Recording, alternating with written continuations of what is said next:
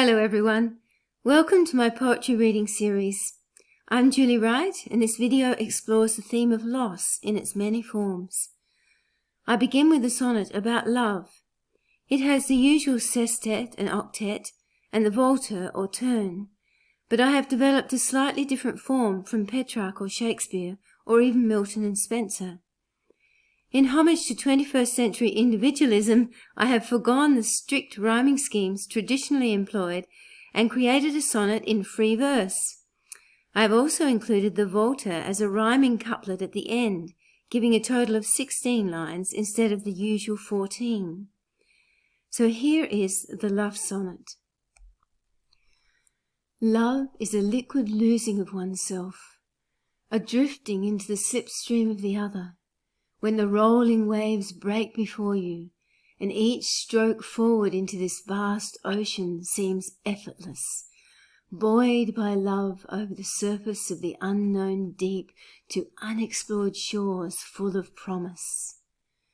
Breathlessly you scramble ashore, eagerly plucking the exotic fruits of this island paradise, dizzy with the delight of devouring, until at last you are full, and you drift into a dreamlike state, eyes closed against the full glare of love's sun that wraps you in its warmth and promises to cherish you forever on the sun-baked sands of love's utopian nation. But when you awake, you find yourself blinded and burnt, with a long swim home and another searing lesson learnt. Sadly, like all utopias, the state of love often proves to be a dystopia for some. Hopefully we can still remember the heightened state of our senses and the joy it brings us, even through the pain of loss. And for those who have found their true love and are growing old together, I salute you. You give us all hope in the power of love to create a better world. And speaking of better worlds, the next poem warns us not to put our faith in those who promise us utopian worlds and deliver only crushing conformity and robotic obeisance under the unchallenged power of the autocratic leader. I hope the title brings to mind Dante's journey into hell. The poem satirizes the self-aggrandizing nature of the leader who appears to enjoy the adulation of the people, who are, in reality, powerless to break free from their control. Their loss of freedom is carefully camouflaged by the glorious trappings of the state and the roles the masses must assume to maintain this deceptive facade. Although this message is conveyed through the setting of ancient Roman mythology, it would not take much imagination to find parallels in our world today. This poem is entitled A Divine Comedy. A divine comedy, living in a fool's paradise. A chorus of golden goddesses sang hymns to the celebrated one, beaming their smiles upon her as brightly as the midday sun, and provoking the jealous ire of the sulking moon, who skulked behind the clouds in the gathering gloom. Their golden orbs glowed on their long dark necks as they stretched heavenwards, taut as marionettes, where Juno, that mismatched bride, sat combing her tumbling locks, glorious in her chariot of gold behind these proud peacocks. A dozen sycophantic sons paid obeisance to her charm. She was beautiful, she was bold, and not averse to harm. It made a magical sacred tableau, those adoring upturned faces, paying tribute to their preening queen and her eternal youthful graces. Each shining face remained transfixed in awe of Juno's beauty. Nobody noticed the strings attached to ensure they did their duty. The pairing of love and loss are as inevitable as life and death. Some might say politics and loss of freedom also go hand in hand when one reviews the historical precedents, even in our own times. Moreover, we have all suffered a loss of freedom globally over the past couple of years, irrespective of our political systems. In my poem Thief, I address Covert, who successfully stole our normal way of life for a couple of years as we battled to understand this invisible enemy, robbing us of our lives and experience of community that is so essential to our well-being. I wanted to take stock of what we lost, but also explore those essential parts of our humanity that resisted Covert's relentless attack. The first poem is an extended metaphor appropriately entitled Thief. It is subtitled, To the One Who Attempted to Steal 2020 from Us All. You robbed us of our equanimity, our blithe belief in our invincibility. You robbed us of our certainty we would die surrounded by our family. You robbed us of our responsibility to exercise our God-given gift of liberty. You robbed us of our equality, targeting the old and sick in their vulnerability. You robbed us of our fraternity through your distressingly divisive enmity. But you couldn't rob us of the joy of creativity, for we are made in his image to live imaginatively. You couldn't rob us of the light of his majesty, for it shines brighter in the darkness of your devilry. You couldn't rob us of our caring capacity, for it's a gift of his divine generosity. You couldn't rob us of our undaunted expectancy, for he promised we would live for eternity. Yes, you are a thief of exceptional ferocity, but we will not let you reshape our humanity. In the next poem about our loss of freedom due to Covert, I have used the haibun form, which usually consists of a descriptive paragraph with a haiku that draws the main thoughts together in a fresh and forceful way. In this instance, I have used 2 prose poems and haiku to portray the effect of Covert on us as individuals, communities, and nations, finishing with the heartbreaking picture of the funeral pyres in the streets of India, which have been seared into our minds forever. This poem is called Counting the Cost of Covert. When my days began to be controlled by Covert, I started to count the cost. Each week, I fell further and further into debt. My eyes scanned the debits and credits of my days and saw only loss. Life had become a business which would end badly, in bankruptcy. My muffled voice grew dimmer each day. Would I remember how to speak, to make plans, to express ideas? I said goodbye to the school I knew, to hugs, smiles, piles of teenage bodies rolling on lawn, laughter, girls plaiting each other's hair, boys punching and nudging. We all said goodbye to the touching that tags us, that tells us we belong. We were lost to the invisible enemy that betrayed our common humanity as we withdrew into our individual pods, floating past each other, afraid to leave the sealed safety of our PPE. We were reduced to ghosts with big blue mouths, strangely silent, and empty eyes that slid off the surface of others to avoid contact. Glances ricocheted off blank, averted faces of fearful strangers. We lost the art of the invitation, the congenial call to come in, come in. We were afraid to step outside of our insulated capsules and become contaminated by microbes with their menacing threat of human annihilation. At home alone, we watched piles of burning bodies smoking in streets that could surely only be scenes from Hollywood's latest horror movie. But it was real. Enslaved by our invisible master, we slowly withdrew from the habits of being human, and establish the heartless world of the untouchables. A warped world in which we choked on words we didn't want to swallow.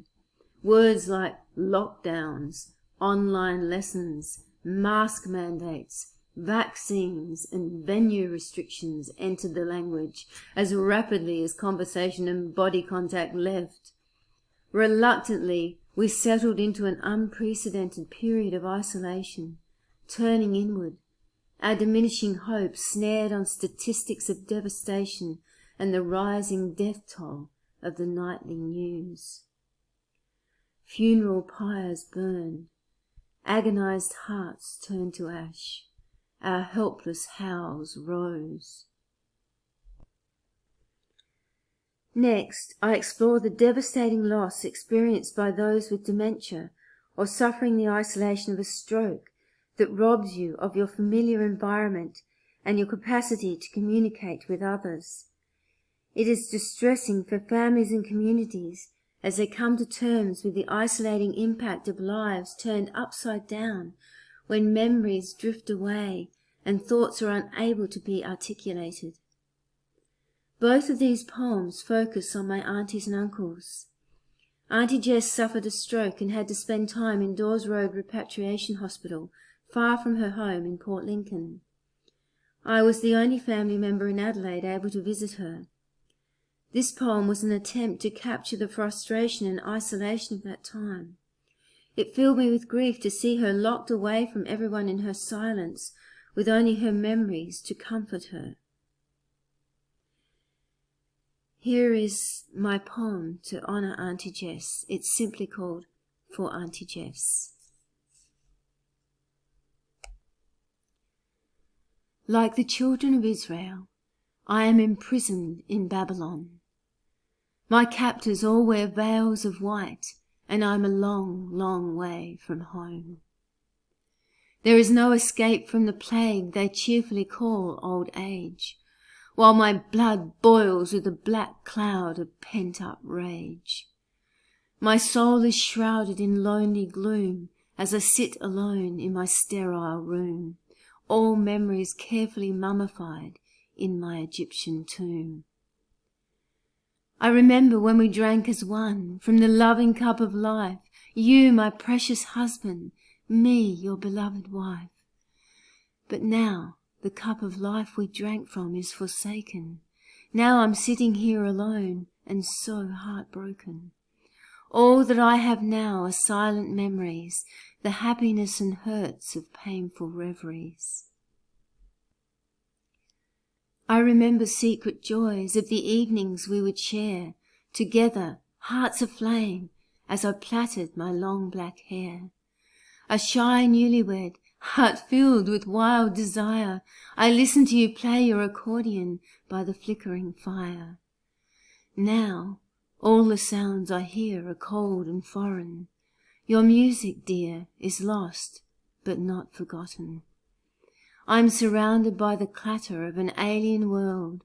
I strain to hear the songs my captor's chatter has dispelled. In the next poem, I recount a visit we had with my Auntie Beryl and Uncle Peter, when it became clear to us that they were coping with the cruelties of dementia, but their love was just as strong and faithful as ever.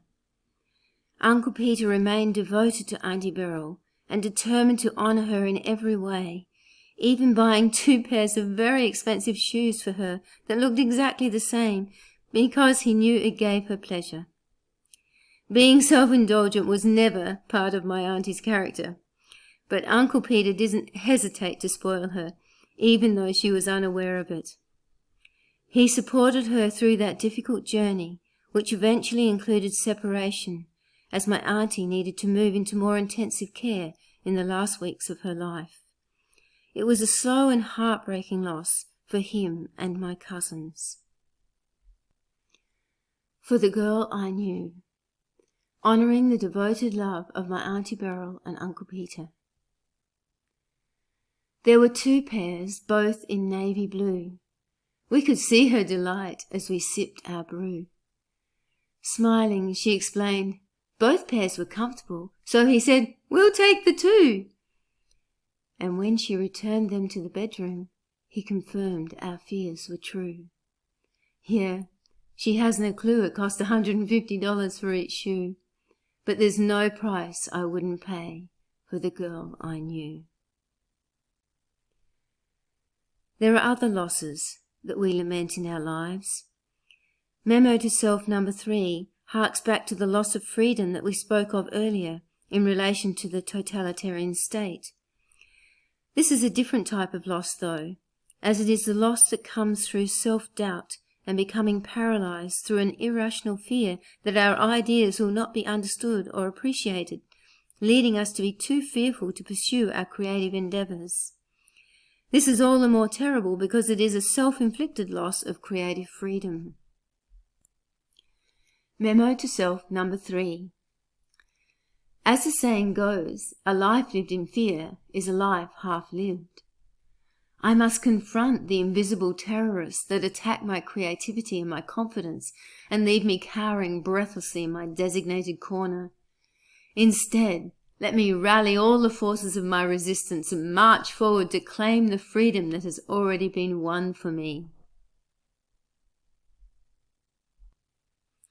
And here is Memo to self number 4.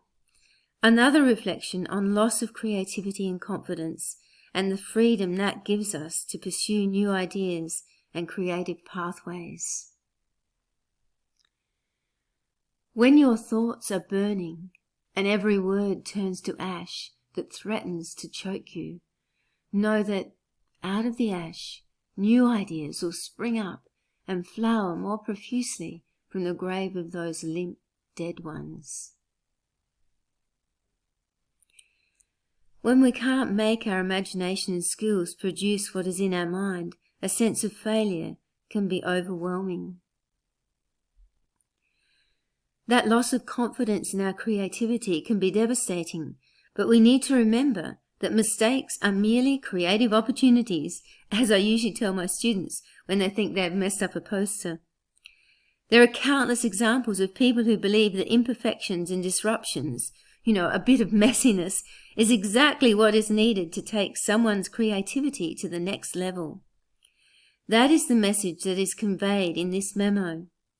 When you feel that hollow sense of loss that comes from failure, know that something unexpected and striking may rise up out of the ashes of that experiment, so do not give way to despair too readily. Through this selection of poems, it is clear that loss is part of daily life, and it is important to reflect on it and show empathy for those who are experiencing it. What can we learn as we think about the causes and consequences of loss explored in these and many other poems? How do we reconcile the joys and sorrows, successes and failures, freedoms and frustrations of powerlessness? Do these losses require different responses, or can we see a general philosophical approach that would help us in any loss we experience? I hope these poems on loss provide you with much food for thought, and that you'll be better prepared for the next loss you experience through having reflected on ways to respond to your own losses, as well as the losses of those around you. Ciao for now.